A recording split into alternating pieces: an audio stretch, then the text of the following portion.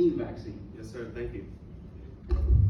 So my name is Amartej Singh Deol. I'm the research fellow here with Marshall. It's an honor to be presenting for you guys, even though most of you were mandated and required to be here. But still grateful for this. So today we're going to be talking about safety and efficacy of a single-dose AD26-CoV-2S vaccine against COVID-19. Full disclosure, I did receive the J&J vaccine, so I have no biases right now and no favoritism. This was handed to me. So just a background, the AD26-CoV-2S vaccine is the adenovirus type 26 vector for the SARS-CoV-2. It's a recombinant, replication-incompetent human adenovirus type 26 vector encoding full length for severe acute respiratory syndrome, coronavirus 2, by producing a spike protein in a pre-fusion stabilized conformation. So that was a lot of words, we'll break it down. Recombinant means a vaccine made by inserting the DNA encoding the viral antigen. Replication incompetent means that genes are responsible for viral replication and they have been deleted or mutated. And the encoding full length means there's a form of lossless compression in which runs of data are stored as a single data value and count. And the spike protein is a structure-based design of pre-fusion stabilized S protein. So from the article online, I found a nice image. Here we can see the vector, the adenovirus is, it holds the SARS-CoV-2 spike protein DNA. It infuses in the cell. In there, then it gets released, and then it goes through cell replication. And then the spike proteins are presented on the cell for the antibodies to recognize it and to build immunity. So this article, the primary endpoints, was to find the efficacy of this vaccine against the first occurrence of centrally confirmed moderate to severe critical COVID-19. I do think it's important to talk about what we thought mild, moderate, and severe critical disease were. All of them have to be PCR positive, but mild disease with one symptoms, minor symptoms, cough, congestion, GI symptoms, a little bit loss of taste, smell, the normal things. Moderate symptoms were a little more severe. The respiratory rate was increased by about 20 breaths per minute, and the oxygen was around 93%. Severe was more end organ damage. Some patients had shock, acute kidney failure, and the oxygen was decreasing a lot more. So we wanted to see with the onset greater than or equal to 2 weeks or 4 weeks after administration in the per protocol population. Alternate hypothesis was if the null hypothesis was rejected for both primary endpoints, a secondary objective were evaluated against the null hypothesis that used a lower limit of vaccine efficacy of more than 0%. And it was to estimate cumulative incidence over time with the use of the Kaplan-Meier methods to evaluate the onset of vaccine efficacy and vaccine efficacy over time. The secondary endpoints will evaluate the first occurrence of COVID infection, including mild, moderate, or severe with onset of greater than 4 weeks after vaccination, and to evaluate whether vaccine has an effect on severity of the infection. All participants were no infection, asymptomatic, or mild, moderate, or severe. The null hypothesis was the efficacy of the vaccine would be no higher than 30%, so that's what we were trying to prove wrong. So this study design was an international multi-center trial in Latin America, South Africa, the US. It was randomized 1-to-1 for placebo versus vaccine, double blind. It was a phase 3 pivotal trial over 2 years. The participants were categorized into 2 groups, 18 to 59 and over 60 years of age. And they were to receive the single dose or a placebo. So here's a nice breakdown of the population. As we can see, there was about 43,000 patients involved. About 9,000 were female, 12,000 were males. On each category, some receiving adenovirus, some the vaccine or the placebo.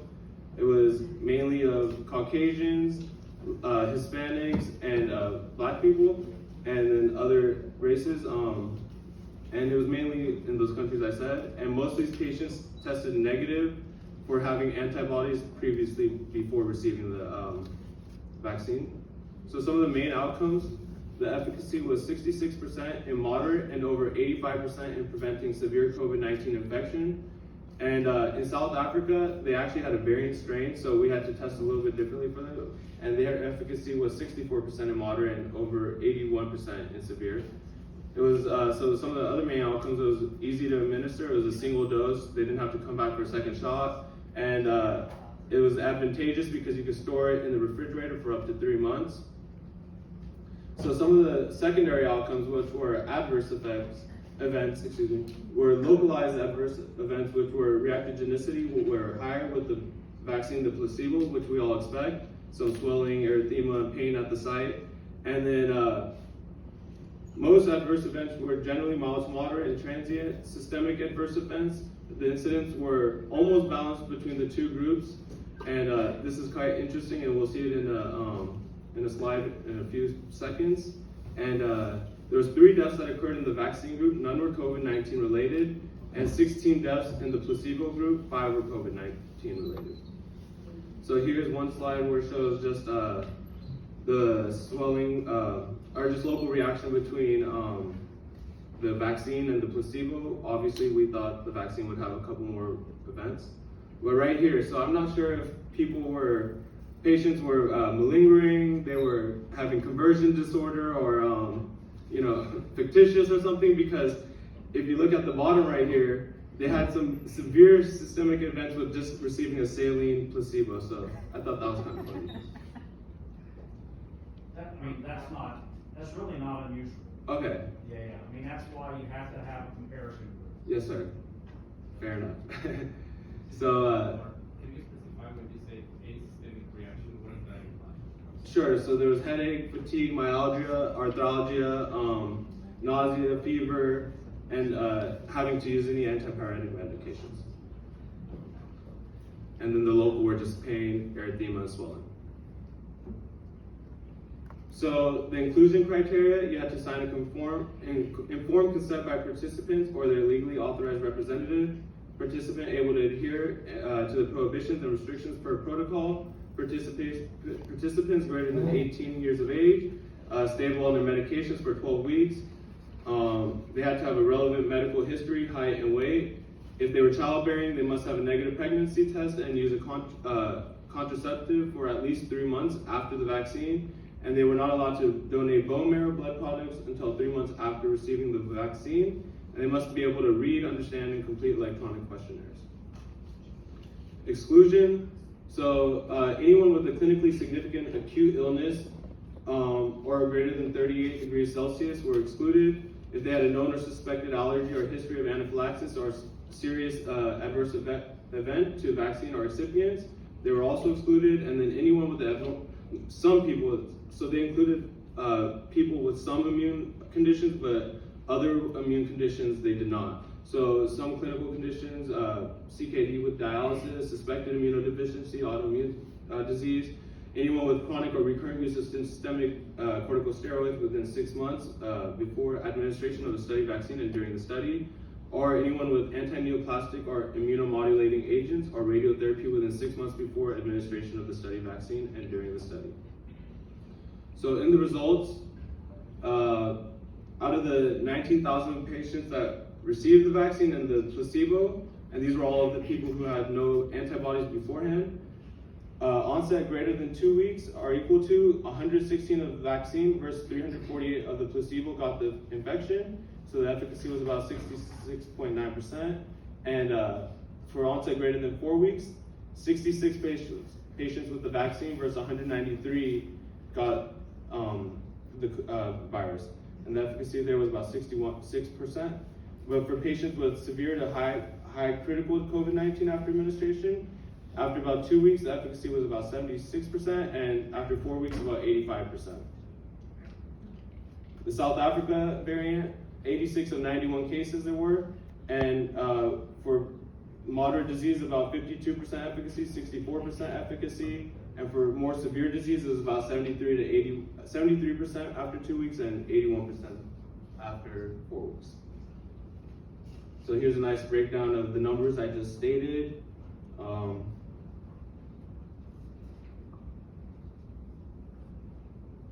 Once again, another breakdown. Here's all the cases between age groups. So because we tested more of the younger group, there's obviously going to be more cases caught for both after 2 weeks and 4 weeks. And here we can start seeing a differentiation. This is a nice chart because for moderate disease, after about 7 days, you can see the placebo, the cases start rising with the placebo about 7 days, and 2 weeks after. And then for critical disease, you can see about right here, about 2 weeks where the placebo group starts getting more cases, and same with the African variant. So the implications. The vaccine efficacy is shown in an ethnically and geographically diverse population. Vaccine efficacy is shown in emerging SARS-CoV-2 variants and participants with coexisting conditions that have been associated with an increased risk of severe COVID-19 infection. The conclusion, a single dose of 8026-CoV-2S was safe and efficacious against symptomatic COVID-19. Thank you.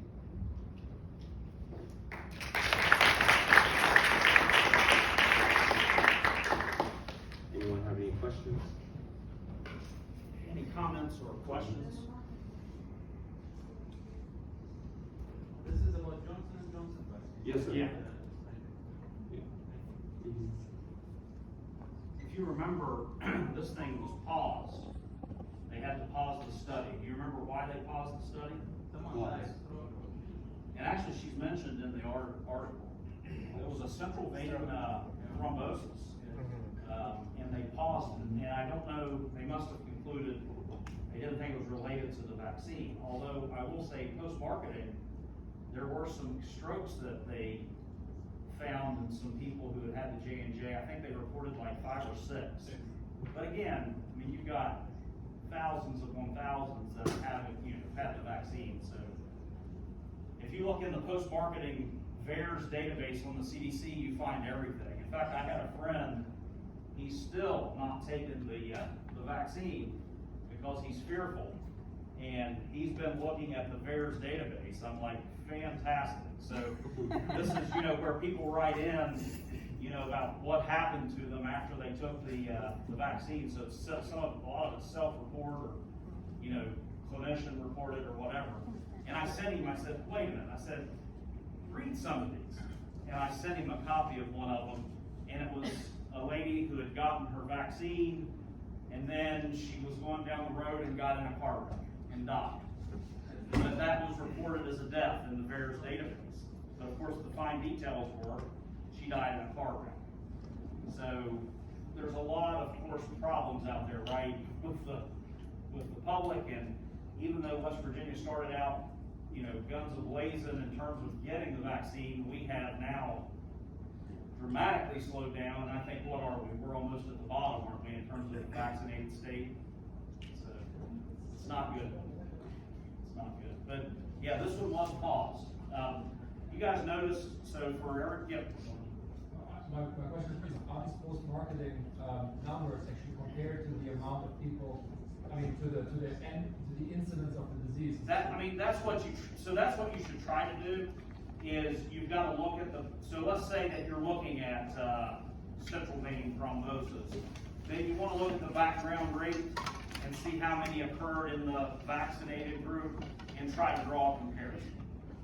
So that's what they do, I think, with all these adverse events. You notice, I think it was the Pfizer vaccine. It does look like there's a higher rate of myocarditis with the Pfizer vaccine. Now, COVID causes much more cases of myocarditis compared to the Pfizer vaccine, but the Pfizer vaccine, I think, was about 3-fold higher than the background rate of myocarditis. So that's what they do. You try to look at the background rate and then see how much higher it is, in whatever treatment it is, when you're starting to talk about post-marketing adverse event reporting. Dr. Grush, so to me, one thing that stood out to me was the exclusion criteria, because as scientists, researchers, and physicians, we want to show cold hard data, and the one way to absolve ignorance is by giving empathy, understanding, and then the main thing right here is cold hard data. So for me, I didn't, this was one thing that I just wish that they would have included, because we're giving the vaccine to everyone, and we keep excluding some disease groups, and it's understanding, but it's just, it's kind of a nuance. So again, we talk about internal and external validity, right? So somebody tell me, what's the definition of internal validity? The accuracy. No? Okay. If this, like, the study itself is flawed? Well, internal validity is when my groups are comparable, okay? So you increase internal validity by decreasing the variability of your study groups so that when you randomize, in the end, they all kind of look the same. Plus, the exclusions also are made because they're worried about the effects of whatever the treatment is on those specific people in that population. Now, the problem with high internal validity is you're sacrificing external validity or generalizability. So now what are we talking about?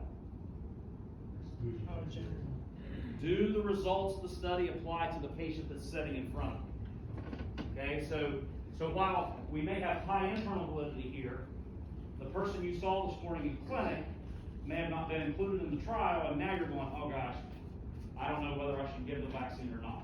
So that's external validity or generalizability.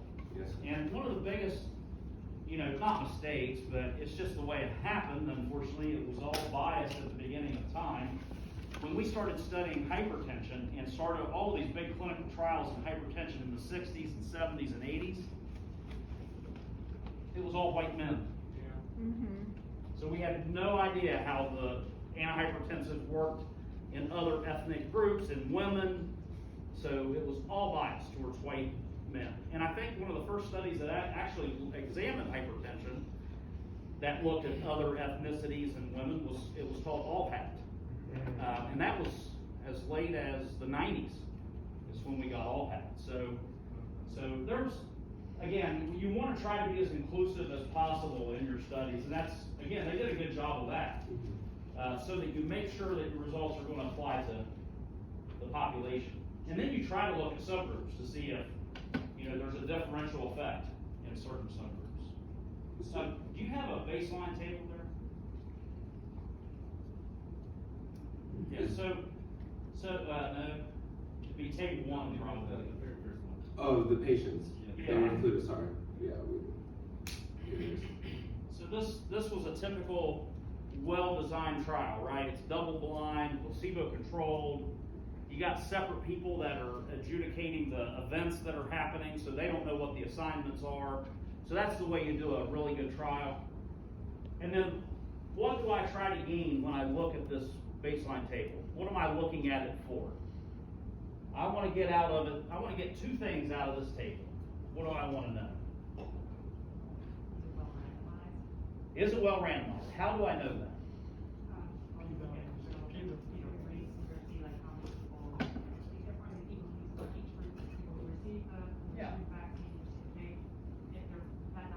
They're similar. And so you're a resident. You've got to present Journal Club, and you forgot to read the article. You're doing this by the seat of your pants, and you got the article in front of you, okay? And all you have to do is look to see if the p-values were significant in the baseline table. And if they weren't, you got a quick assessment of, hey, the 2 groups are comparable. Okay? So I'm looking to see, are they comparable? Because I want an apples to apples comparison in a randomized trial. And then what's the second reason I look at the baseline table?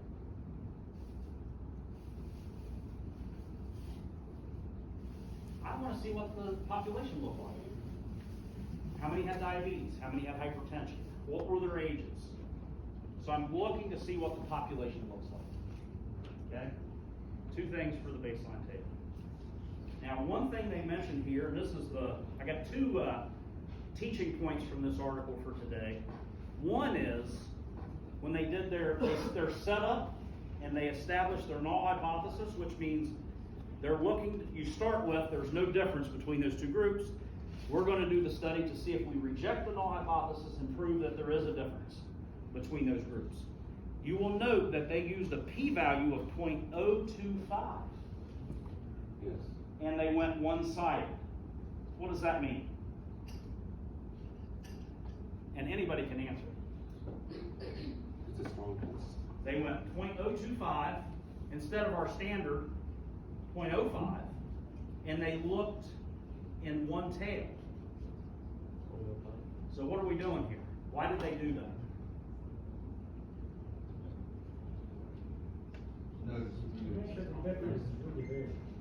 Yeah, but not really. Because you do that same thing with two-tailed. But there's a reason that you might do one tail. And that's what I wanted to emphasize today. Why would you only, so basically what you're saying is, I'm only looking in one direction. So here what they decided was, this is what? Operation Warp Speed. I'm only looking to see if the vaccine helped. If it comes out that it looks like it's worse, I don't care. I'm not worried about the significance of that. I only want to see if it helps. Okay?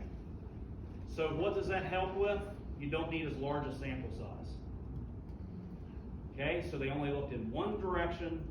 They used a p-value of 0.025, one tail. Your sample size does not have to be as large.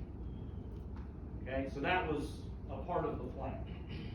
And I didn't look to see if the other vaccine trials did that too, but I suspect probably all the trials were designed similarly, would be my guess. Now the final thing I want to say about this, and then we'll move to the next article. What's vaccine efficacy? What does that mean to you? The vaccine efficacy here was what, 65% roughly? Yes. What does that mean? How likely you are to get COVID after getting the vaccine? That is 65% efficacious at preventing infection, or if their definition is severe disease, if you do get infected. So it reduces whatever the definition was by such and such a percent. How do you calculate it? Because I could see a board question where you've got some numbers and they want to know what the efficacy of the vaccine is.